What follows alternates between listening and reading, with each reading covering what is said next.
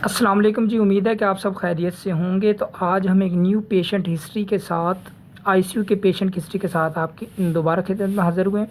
तो आप देख रहे हैं मेरा यूट्यूब चैनल मेव फार्मासिस्ट। तो एक आईसीयू की पेशेंट है, एबीसी फीमेल। हम नाम नहीं शो कर सकते क्योंकि पर्सनल आइडेंटिटी हो सकती है, लेकिन रियल में एक फ़ीमेल पेशेंट है जो हमारे पास अब आईसीयू में आई हैं। उनकी जो साइन एंड सिम्टम्स क्या है, वो हाइपरटेंशन है, उनको आर्थोपीनिया, शॉर्टनेस ऑफ ब्रीथ है, जिसकी कंडीशन में हमारे पास आईसीयू में आई हैं।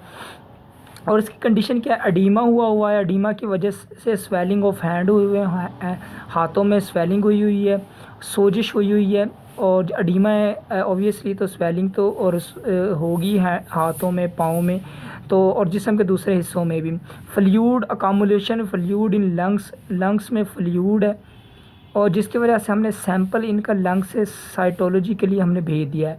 अब देखिए, कोई भी पेशेंट होता है तो जब भी आप डायग्नोस या ट्रीटमेंट कर रहे हो तो उसकी हिस्ट्री जानना बहुत ज़रूरी होता है कि पास्ट में उसकी हिस्ट्री क्या है, कोई ऐसी डिज़ीज़ तो नहीं थी, क्योंकि कुछ ऐसी डिजीज़ होती हैं जिनका मुस्तकबिल में बहुत दूर तक असर हमें देखने को मिलते हैं। अब हम जब हिस्ट्री ली तो पेशेंट का हमें पता चला कि उनको ब्रेस्ट कैंसर था। 2018 में उनको ब्रेस्ट कैंसर हुआ था।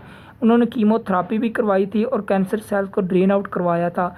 लेकिन ये जानना बहुत ज़रूरी है, जब भी आप कैंसर सेल कीमोथेरापी करते हैं तो या ड्रेन आउट करवाते हैं कैंसर सेल सर्जरी, तो कुछ ना कुछ सेल रह जाते हैं फिर भी, क्योंकि कंप्लीट इरेडिकेशन ही उनको ड्रेन आउट करना बहुत मुश्किल होता है, तो वो फर्दर फ्यूचर में दोबारा भी ग्रो कर सकते हैं।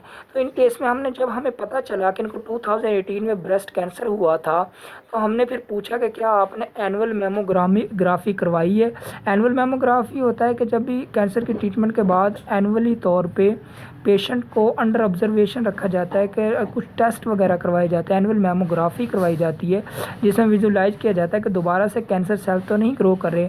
फिर हमने पूछा सीटी स्कैन करवाया है, अभी तक पेशेंट का एमआरआई करवाई है। एमआरआई हम इसलिए करवाते हैं कि हम टिश्यू लेवल पे पेशेंट के जो सेल का स्ट्रक्चर देख सकें, क्योंकि फिजियोलॉजी पे तो सेल की चेंज नहीं हुई, बेसिकली कैंसर सेल में होती फिजियोलॉजी ही चेंज है। होता है डीएफएस, होता है डिजीज़ फ्री सर्वाइवल।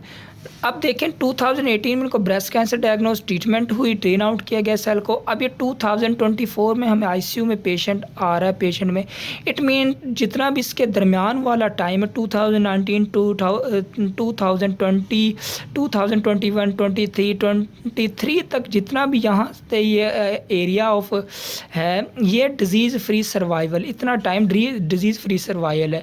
तो जब हमने ये सारी चीज़ें डिस्कस की, टेस्ट की रिपोर्ट आई लैब से, तो हमें पता चला कि जो ब्रेस्ट में कैंसर थे वो दोबारा ग्रो कर चुके हैं। और अब ये जो है बहुत ही स्वेयर कंडीशन में जो पेशेंट जो हमारे पास आया है, तो ये बहुत ही स्वेयर कंडीशन में आया है।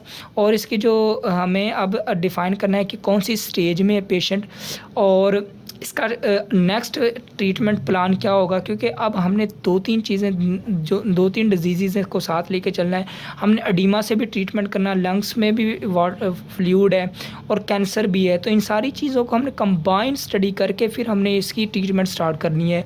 तो इससे रिलेटेड आपके पास अगर कोई इन्फॉर्मेशन है कि हमें अब next treatment, next strategy plan हमारा क्या होना चाहिए, हमें कौन कौन सी मेडिसिन देनी चाहिए, ज़रूर अपना कमेंट के ज़रिए बताएँ। और ऐसी ही इन्फॉर्मेटिव वीडियो के साथ जुड़े रहने के लिए हमारा चैनल सब्सक्राइब करें। Thank you so much.